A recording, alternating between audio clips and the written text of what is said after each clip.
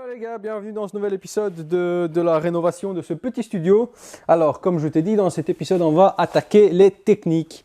Comment on va faire, comment je vais faire, rien de bien compliqué. Tu sais, moi quand je fais une installation électrique ou même de plomberie ou même bref, je le fais selon, tu vas rigoler, je le fais selon l'instinct, comme si je vivais dans l'appartement. Tu sais, si je rentre par exemple, tu sais là on a la porte d'entrée qui est là.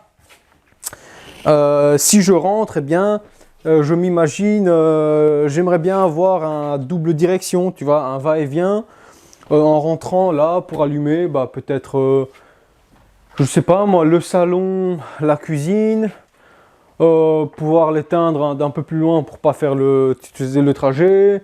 L'emplacement des spots, bah, il faut que ce soit pas trop lumineux ni trop peu. Je déteste quand c'est comme dans les aéroports.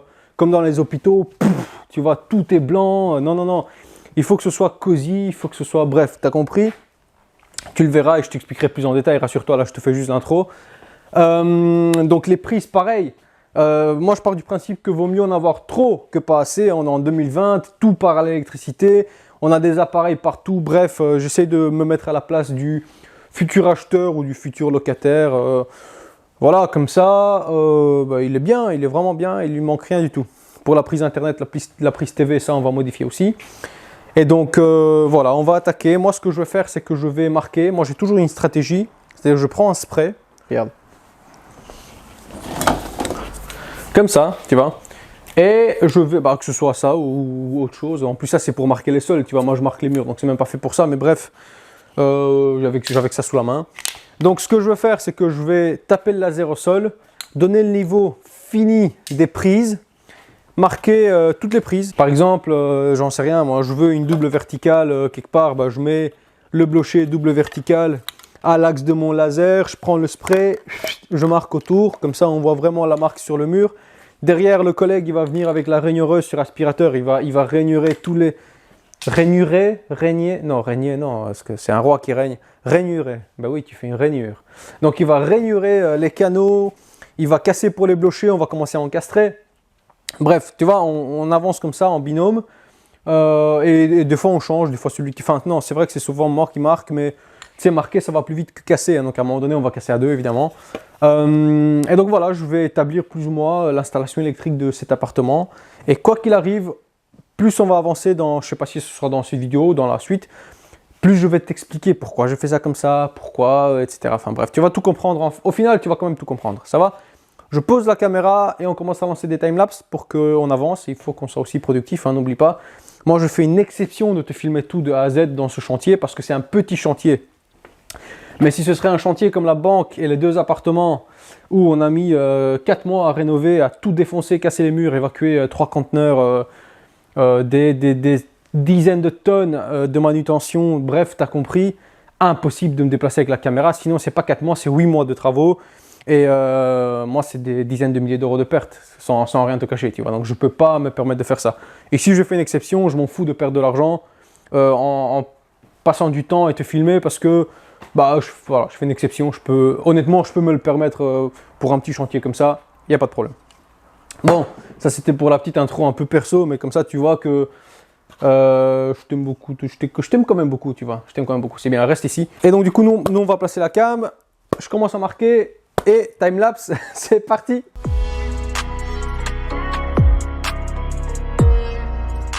Tu vois, comme tu as vu, je me tape à l'axe dans le laser, voilà, hop. Que ce soit pas trop près du radiateur non plus, parce que là on a un radiateur vertical de 60 cm.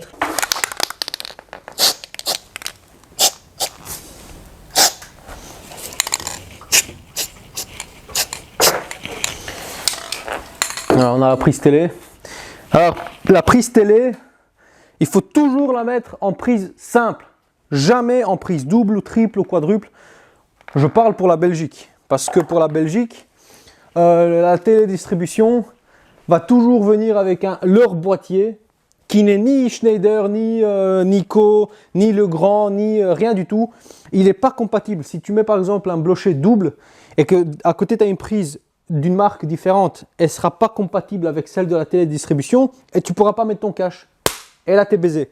Donc, tu mets toujours une prise simple pour la télédistribution. Voilà, ça c'est la règle. Moi, j'ai déjà fait l'erreur sur des chantiers où j'ai juste continué, j'ai mis un triple bloché pour la télé. Ben, j'avais l'air con parce que je pouvais plus mettre mon cache. Et là, tu vois, ça, c'est pour la télédistribution. Là, on va mettre une triple avec une pour l'internet, enfin l'internet, la téléphonie, tu sais, celle avec les 5 trous, et 2, des prises de courant, tu vois. Mais à côté, comme ça, on peut mettre nos caches.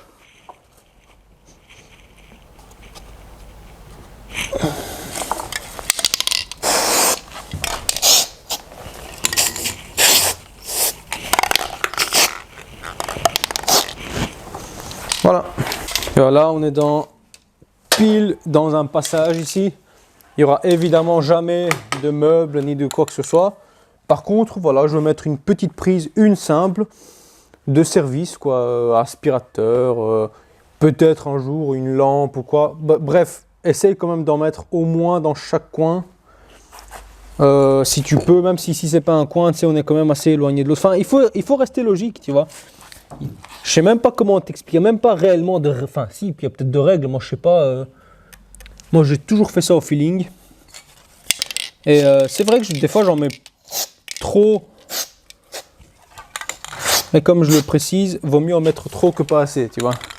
Alors ici on aura un lit de 1,60 m. Ça, on va dire que le lit va commencer ici. Est-ce que c'est bon comme ça ou pas? Attends, je vais voir ce que j'ai fait.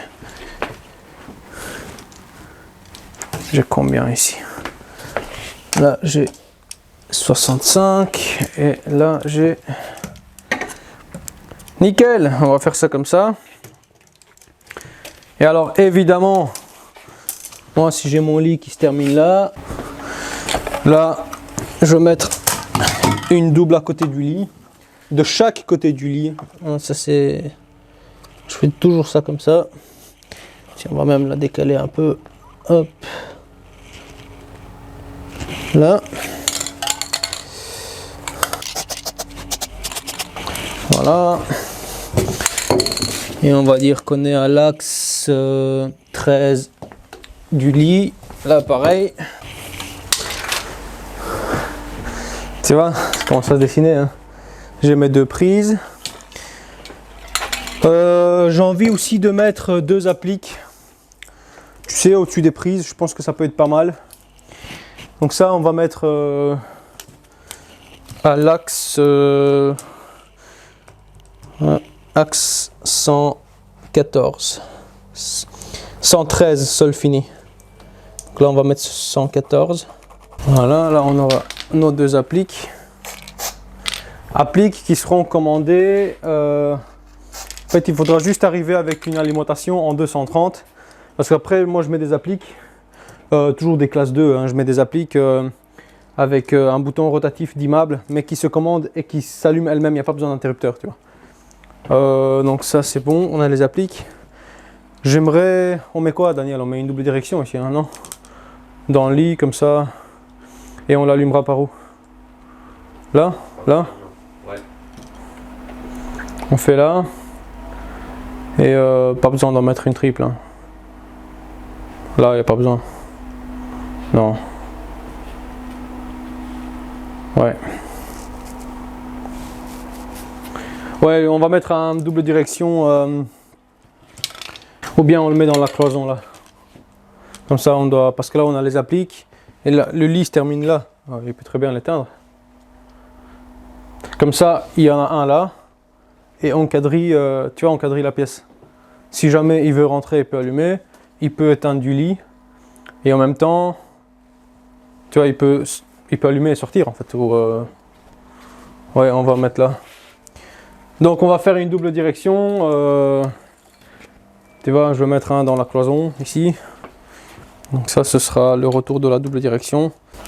Concernant les interrupteurs, la hauteur standard d'un interrupteur, c'est toujours entre 90 et 130 cm. Nous, on coupe l'apport en deux, plus ou moins en deux, on met toujours à 110 axe. Je parle toujours de axe hein, quand je te donne des mesures. Donc là, on va mettre la double direction. Quand je dis double direction, c'est va et vient, mais ça, je pense que tu m'as compris. À 110, ici. Double direction.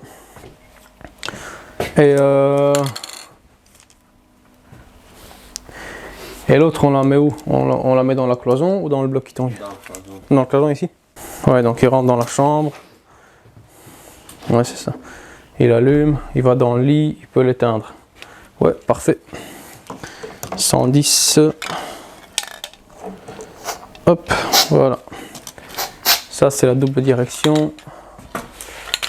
Parfait. Alors, pour la salle de bain, la salle de bain, en général, c'est là que tout le monde a peur. Hein. Eau, électricité, bref, on a compris. La salle de bain, j'ai un lave-vaisselle. Le lave-vaisselle va se trouver là, donc on va juste tirer toujours alimentation séparée. Bref, on va pas s'attarder sur les détails. On va tirer un 2,5 pour le... j'ai dit un lave-vaisselle ou un lave-linge? T'as dit lave-vaisselle. Putain. Si tu veux laver ta vaisselle dans la salle de bain, tu fais ce que tu veux, moi je mets une prise lave-linge. On va tirer un circuit séparé dans la cloison. C'est-à-dire là. C'est-à-dire là. C'est bon. Parfait. Pour l'interrupteur, ici, il faut savoir que je mets quand même un interrupteur double. Pas de double direction, pas va-et-vient, juste un interrupteur double. En rentrant dans la salle de bain, ici c'est un pilier, donc ça c'est mort. Fait qu'on le met dans la cloison. Comme ça, on le met dans la tête de cloison, hop. C'est-à-dire c'est une porte coulissante, tu rentres, tu allumes, ou bien on le met à l'extérieur, c'est peut-être plus pratique. Parce qu'il y a la porte. Il y a la porte coulissante, oui, tu as raison.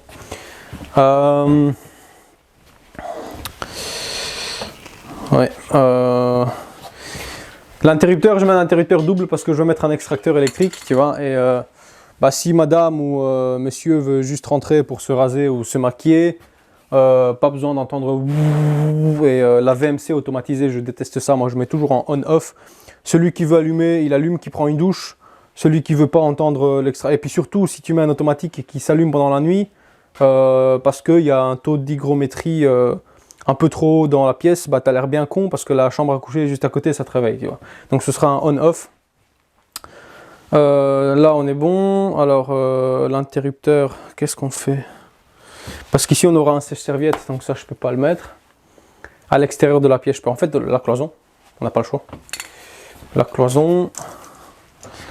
Alors, pourquoi je te laisse tout ça et je te coupe pas au montage? Comme ça, tu vois aussi les réflexions qu'on a, tu vois. Parce qu'on se pose des questions, on a des réflexions. Quand on fait une installation, on se met un peu à la place du client, mais il faut que ce soit logique. Faut que tout tombe bien à la fin, tu vois. Bon, après, ça tombe bien parce que nous, on fait tout, donc on sait vraiment tout comment ça va. C'est vrai que quand il y a plusieurs corps de métier, ça peut être un peu plus compliqué. Là, il y aura le OSC suspendu. OSC suspendu, il n'y a pas de prise, il n'y a pas d'électricité parce qu'il y aura des décharges, il y aura de l'eau, etc. Et on n'a pas besoin de forcément d'électricité. Ici, il y aura la douche. Donc ça, c'est pas mal. La douche va faire 80. Et voilà, la douche va faire 80. Bon. Hop. Et de la douche au mur, moi j'ai 70 cm.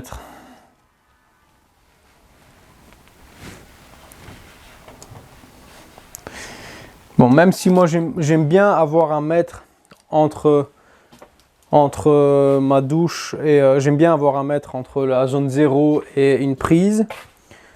Ce que je peux faire, c'est mettre une prise ici, une prise double verticale, parce que quoi qu'il arrive, ici c'est une paroi fixe qui sera toujours là, tu vois. Et quelque part, elle sera considérée comme un mur dans mon plan, parce que c'est une paroi fixe qui va faire 2 mètres. Et la paroi va se terminer à 1 mètre, tu vois. Et si je prends le bout de la paroi et que je mesure ma prise du bout de la paroi, parce que tu peux avoir des éclaboussures que par là tu peux pas, puisque c'est un mur, c'est considéré comme un mur. Eh bien, j'ai 1 mètre 20. Ce qui fait que je peux mettre une prise verticale. Enfin, moi je le mets. Si toi tu as des doutes, le fais pas. Bref, voilà, moi j'ai un inspecteur qui considère vraiment une paroi qui est fixe.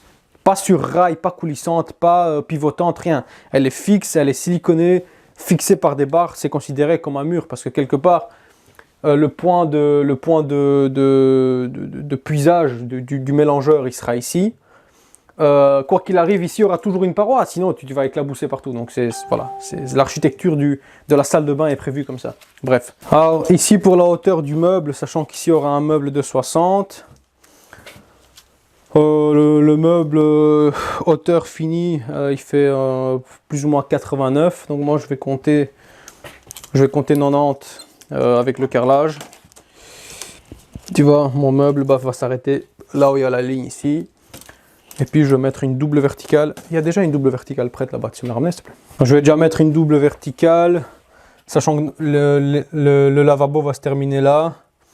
Une double verticale là. De toute façon, débrouillez-vous pour en mettre, parce que de nos jours, s'il n'y a pas de prise, quoi, il n'y a pas de prise du tout, ben à un moment donné, c'est pas possible. Tu veux te raser, tu veux te sécher les cheveux, tu vas pas aller dans la chambre, enfin, tu le fais quand même dans la salle de bain, donc tu as besoin d'une prise, tu vois.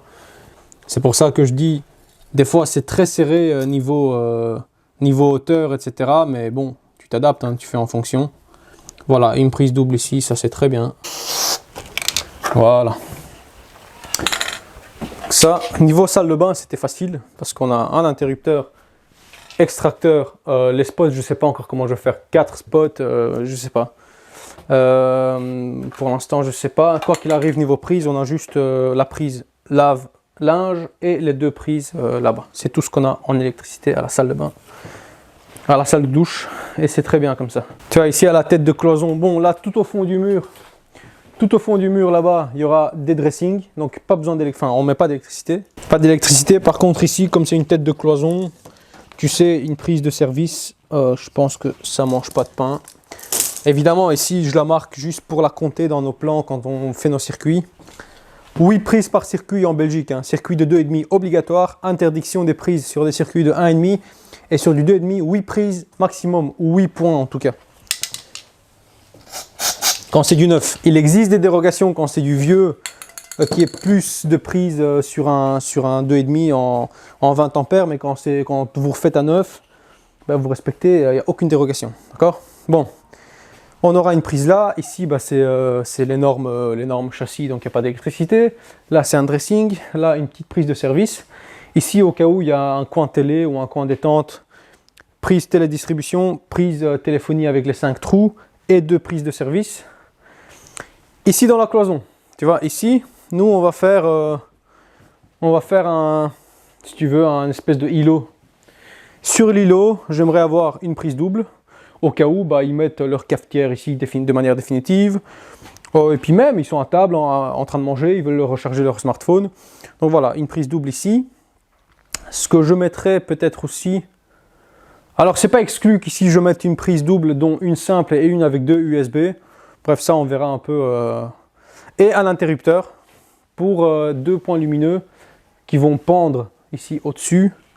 Donc des suspensions au-dessus de l'îlot central, d'accord?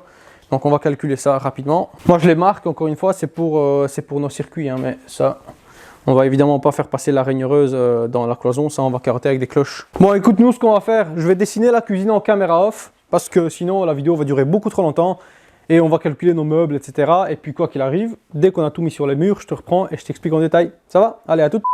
Voilà, on a plus ou moins marqué, donc... Prise plan de travail, on aura ici un micro-ondes dans un meuble haut, prise haute, le plan de travail va continuer, une prise plan de travail ici, une prise plan de travail là-bas qui sera un peu près de... Elle sera quand même assez près de l'évier, mais c'est pas grave. Le coffret électrique se trouvera là-bas, et alors ici en bas on aura un petit frigo et un petit lave-vaisselle, mais pour l'instant on va pas couper parce que le mur est très fragile. Et il faudra vraiment y aller de manière tranquillou bilou. Donc voilà, moi je dépose la cam, j'ai un petit rendez-vous. Et le collègue va commencer à rainurer, donc je te reprends quand on va avancer un peu, parce qu'il faut qu'on avance. Allez, à toutes!